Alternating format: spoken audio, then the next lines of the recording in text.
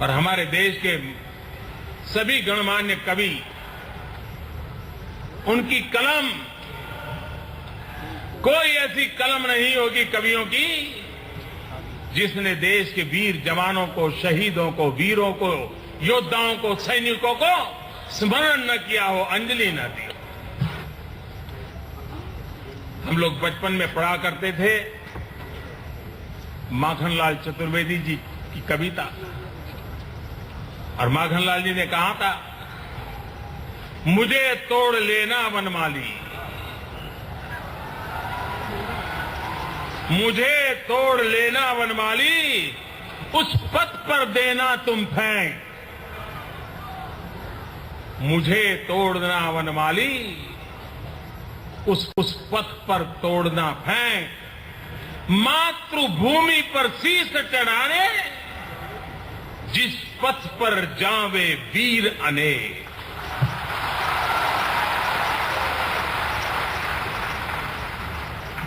भाइयों बहनों, रामधारी सिंह दिनकर आज इस शौर्य स्मारक की उद्घाटन के समय उनकी एक कविता बहुत सटीक बैठती है। उन्होंने लिखा है, कलम कलम आज उनकी जय बोल, कलम आज उनकी जय बोल, जला अस्थियां बारी बारी, जला अस्थियां बारी बारी, चिचकाई जिनमें चिनगारी, जला अस्थियां बारी बारी, चिचकाई जिनमें चिनगारियां, जो चढ़ गए पुण्य वेदी पर, जो चढ़ गए पुण्य वेदी पर, लिया बिना गर्दन का मोल, लिए बिना गर्दन का मोल, वो चढ़ गए पुण्य वेदी पर। ऐसे महापुरुषों का, वीर पुरुषों का हम जानते हैं, हमारे देश के जवान पिछले कई दशकों से हर सरकार से एक मांग कर रहे थे, वन रैंक वन पेंशन।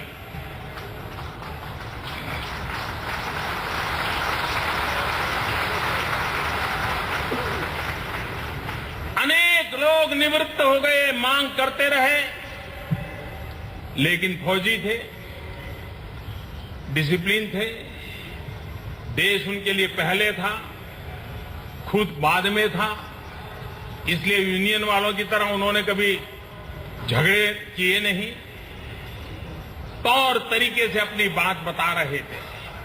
और हर सरकार बहुत ही बढ़िया बढ़िया शब्दों में वादे भी करती थी। कोई ऐसी सरकार नहीं है जिसने वादे न किए हो। और कुछ लोग तो इतने बड़े होशियार थे कि 200-500 करोड़ रुपए बजट में डाल भी देते थे। ये सरकार आने के बाद हमने वादा किया था कि हम वन रैंक वन पेंशन लागू करेंगे, और मैं आज मेरे वीर जवानों के सामने सर झुका करके इस वादा हमने पूरा कर दिया। आज मैं संतोष की अनुभूति कर,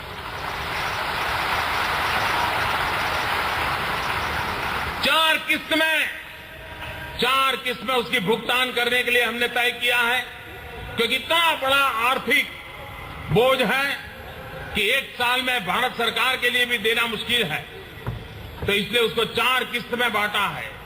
अब तक 5,500 करोड़ रुपया वितरित हो चुके हैं, फौजी के घर उसके खाते में जमा हो चुके हैं। और लाभ कितना हुआ है? जो हवालदार जिसने 17 साल 17 इयर्स फौज में काम किया और निवृत्त हुआ, ओआरओपी के पहले उसको 4,090 रुपया मिलता था। 4,090। ओआरओपी के बाद उसको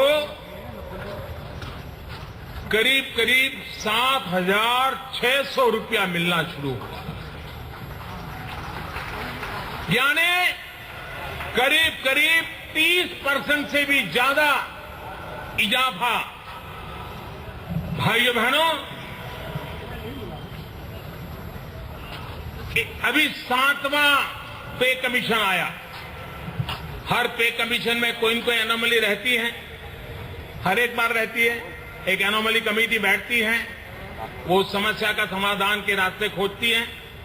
भारत सरकार भी उस दिशा में है।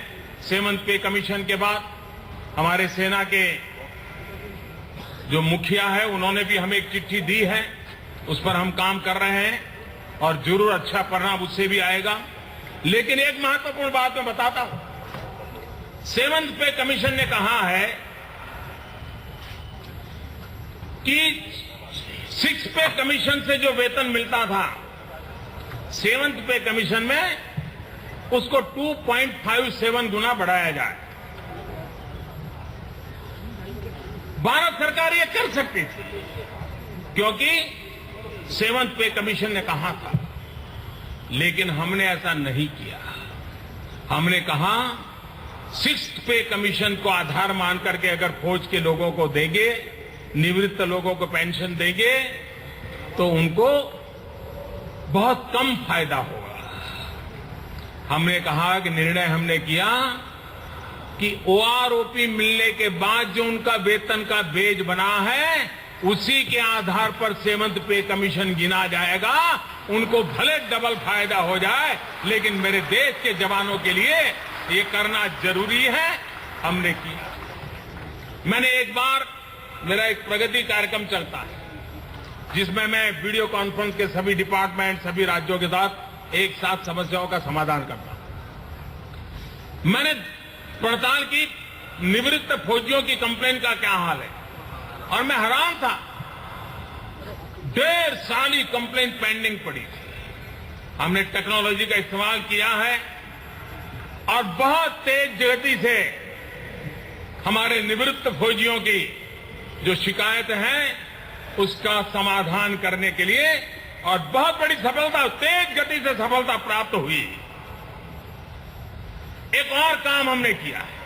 हम जानते हैं कभी कभी सिविलियन सोसाइटी को ध्यान में नहीं आता है। सिविलियन सोसाइटी सोचती है कि भाई जवानी में तो जरा जो कुछ भी करना है कर लो, बाद में क्या कर पाएंगे।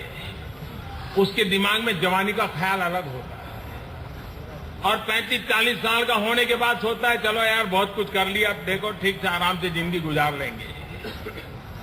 फौज का उल्टा होता है। जिस जीवन उम्र को हम मौज की उम्र समझते हैं, कुछ कर गुजरने की उम्र होते हैं, उस समय मेरे देश का जवान अपनी जवानी सीमा पर खपा देता है। सुख, वैभव, ऐश आराम, मौज, सपने, अरमान, सब कुछ मां भारती को, मिट्टी को समर्पित करके अपना जीवन गुजारता है। और 15-17 साल की नौकरी के बाद जब घर आता है, 40, 42, 35 साल की उम्र होती है, हम लोग उस समय बहुत कर लिया, अब आराम से जिएंगे और सोचते हैं, वो आकर के सोचता है हम नई जिंदगी कैसे शुरू करूं, एक क्वेश्चन मार्क के साथ जिंदगी शुरू करूं। आज हम हर वर्ष निवर्तमान फौजियों को 50,000 लोगों को तत्काल रोजगार का प्रबंध करते हैं। अभी एक बड़ा महत्वपूर्ण काम किया है भारत सरकार ने। फौज में से जो रिटायर्ड होना तय कर लेता है कि बस मुझे अब नहीं रहना, जाना है, एक उम्र के बाद उसको जाने दिया जाता है, तो आखिरी वर्ष सरकार की तरफ से उसको स्किल डेवलपमेंट के सर्टिफिकेट कोर्स के लिए ट्रेनिंग दी जाती है। भारत सरकार का स्किल डेवलपमेंट डिपार्टमेंट और हमारी सेना के तीनों अंग, उनके साथ एमओयू हुआ है। स्किल डेवलपमेंट करने के बाद उसको सर्टिफिकेट दिया जाता है। अब फौज के लोग फौज के अंदर ट्रेनिंग तो पाते ही हैं, वहां भी कम्युनिकेशन एक्सपर्ट होते हैं, वहां भी टेक्नोलॉजी के एक्सपर्ट होते हैं, वहां भी एक्सपर्ट ड्राइवर होते हैं। लेकिन जब वो बाहर आते हैं तो लोग कहते हैं तुम्हारे पास सर्टिफिकेट है क्या? तो काम नहीं मिलता है। पहली बार भारत सरकार ने फौज में निवृत्त होने वाले लोगों के पास जो स्किल है उसको स्पेशल ट्रेनिंग आखिरी वर्ष में देना, सर्टिफिकेट देना, और जिस प्रकार के जॉब मार्केट है वहां उसको एक रोजगार मिले, वरना उसकी जिंदगी आने के बाद भी कहीं न कहीं चौकीदार के तरह के नाते जाती थी। अब वो ट्रेनर के रूप में काम करेगा, स्किल डेवलपर के रूप में काम करेगा, देश की युवा पीढ़ी को स्किल देने का काम करेगा। ये एक बहुत बड़ा अहम फैसला इस सरकार ने किया है। शायद बहुत नागरिकों को कम पता होता है, सरकार में एक रक्षा मंत्री विवेकाधीन राशि रहती है। जो निवृत्त फौजी होते हैं उनके परिवारों में कोई तकलीफ हो, आवश्यकता हो, कुछ बच्चों की पढ़ाई का विषय हो, कुछ जरूरत हो, बेटी की शादी हो, इन सारे विषयों के लिए वो मदद करता है। पहले एवरेज ये लाभ 10 से 12 हजार लोगों को साल में मिलता था। ये हमारे रक्षा मंत्री जी इतने प्रोएक्टिव हैं कि आज हर वर्ष 50,000 परिवारों को कोई न कोई मदद इस व्यवस्था से दी जाती है। पहले फौज से जो निवृत्त हुए उनके बच्चों को स्कॉलरशिप देते थे और वो भी करीब करीब साल पूरा होने के बाद पहुंचती थी। अब उसको टेक्नोलॉजी से जोड़ दिया है ताकि उसको पहले सत्र में ही ये स्कॉलरशिप मिल जाए, ताकि उसके जो व्यवस्था है उसको चलती रहे। पहले स्कॉलरशिप 4,000 रुपये मिलती थी। इस सरकार ने आकर के फौज के इन संतानों के लिए 4,000 से बढ़ा करके इस राशि को 5,500 कर दिया है ताकि उनको इसका लाभ मिल सके। हवालदार तक के जो फौजी होते हैं, जो निवृत्त होते हैं, और सेना में 80-90% लोग यही होते हैं, बाकी तो 10% में सब आ जाते हैं। 80-90% यही लोग होते हैं। हवालदार तक के जो लोग रिटायर्ड होते हैं, अगर उनकी बेटी की शादी हो रही है तो पहले सरकार बेटी की शादी के लिए 16,000 रुपये देती थी। हमारे रक्षा मंत्री जी की उदारता है, अब ये राशि 50,000 रुपया कर दी गई।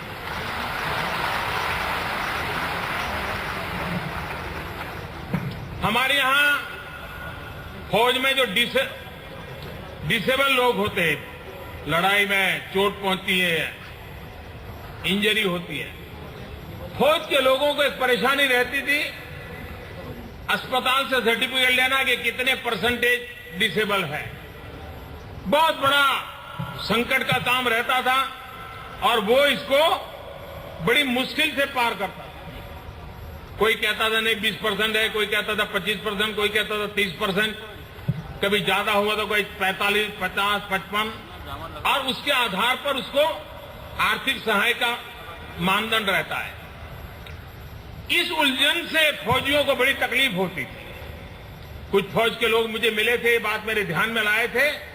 अब हमने उसको एक ब्रॉड ब्रांडिंग की व्यवस्था बना दी है, जिसके कारण 50 से कम वाले, 75 और 50 के बीच वाला और 75 से ऊपर वाले, 3 ही स्लैब में सब डाल दिया ताकि अब फौजी को इस संकट से गुजरना न पड़े और इस काम को वो आराम से कर सके। इतना ही नहीं, हमारे फौज के जवानों को निवृत्त होने के बाद भी मेडिकल हेल्प के लिए हमने करीब 472 नए अस्पताल एम्पैलन किए हैं, जिसमें फौजी को कैशलेस ट्रीटमेंट दी जाती है। हमारे मध्य प्रदेश में हमने 64 अस्पताल को फौजियों के लिए एम्पैलन किया है। तो एक के बाद एक ऐसे अनेक काम आज फौजियों के लिए, हमारे जवानों के लिए एक संवेदनशील सरकार, भारत की आन बान शान ये हमारे जवान, उनके लिए प्राथमिकता देते हुए हम देश के अंदर योजनाएं बनाते हैं। हमारी कोशिश है कि रक्षा के क्षेत्र में भारत आत्मनिर्भर कैसे बने, शस्त्र हमारे देश में उत्पादन कैसे हो। हमारे देश के नौजवानों में भी एबिलिटी है, टैलेंट है, दम है। पिछले 2 साल से मैं लगातार इस दिशा में प्रयास कर रहा हूं और मुझे विश्वास है कि वो दिन जरूर आएगा जब हिंदुस्तान अपनी आवश्यकताओं की पूर्ति के तो शस्त्रास्त्र यहां बनाएगा, लेकिन दुनिया को भी बेचने की ताकत वाला बन सकता है। ये ताकत इस देश में पड़ी है और हम उस दिशा में भी काम कर रहे हैं। मेरे प्यारे भाइयों बहनों, मैं फिर एक बार वीर शहीदों को प्रणाम करता हूं। मैं उन माताओं को प्रणाम करता हूं जिन माताओं ने ऐसे वीर योद्धाओं को जन्म दिया है। मैं उन बहनों को प्रणाम करता हूं जिसने शायद अपना पति खोया होगा, जिसने शायद अपना भाई खोया होगा और उसके बाद भी मां भारती की सेवा करने का प्रण लेकर के जीने वाले इन परिवारों को भी मैं आज नमन करता हूं। भाइयों बहनों, दुनिया में कई देशों में एक परंपरा है। अभी वो परंपरा हमारे देश में पनपी नहीं है, लेकिन वो पनप ऐसी है, हम कर सकते हैं। आपने देखा होगा कि दुनिया के किसी देश में, मान लीजिए आप एयरपोर्ट पर बैठे हैं, सैकड़ों मुसाफिर बैठे होते हैं एयरपोर्ट पे, और अगर फौज के 2-4 जवान यूनिफॉर्म में वहां से निकलते हैं तो एयरपोर्ट पर बैठे हुए सारे नागरिक खड़े हो जाते हैं, तालियों से उनका अभिनंदन करते हैं और वो अपने रास्ते पर चलते रहते हैं, अपने जो जहाज में जाना है चले जाते हैं। रेलवे में कहीं दिखाई दिए तो वहां के देश के नागरिक उनको देखते ही खड़े होते हैं, तालियां बजाते हैं, उनका गौरव गान करते हैं। क्या हम हमारे देश में धीरे धीरे ये स्वभाव बना सकते हैं क्या? मेरे फौज के लोग जाते हो कहीं भी, हर समय युद्ध के समय उनको याद करें, वो ठीक नहीं है। 24 घंटे उनके प्रति हमारे मन में आदर रहना चाहिए, उनके प्रति भक्ति भाव रहना चाहिए। क्या आप लोग कभी भी इस प्रकार से फौजियों को आते जाते देखेंगे तो तालियों की गड़गड़ाहट से उनका सम्मान करेंगे? भूल तो नहीं जाएंगे? चीजें छोटी होती हैं, लेकिन सामान्य जीवन पर और खास करके फौजी के जीवन पर इसका बहुत बड़ा प्रभाव होता है। मुझे विश्वास है कि शौर्य स्मारक जैसी व्यवस्था के द्वारा हम हमारे देश के नागरिकों को भी प्रशिक्षित कर पाएंगे।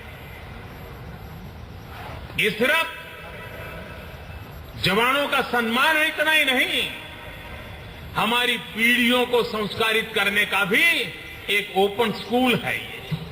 ये ओपन यूनिवर्सिटी है। उस रूप में उसका उपयोग हो। मैं फिर एक बार आप सबका हृदय से अभिनंदन करता हूं, मध्य प्रदेश सरकार का अभिनंदन करता हूं। मेरे साथ पूरी ताकत से दोनों मुट्ठी बंद करके बोलिए, शहीदों। आवाज दूर दूर तक जानी चाहिए। शहीदों, शहीदों, शहीदों।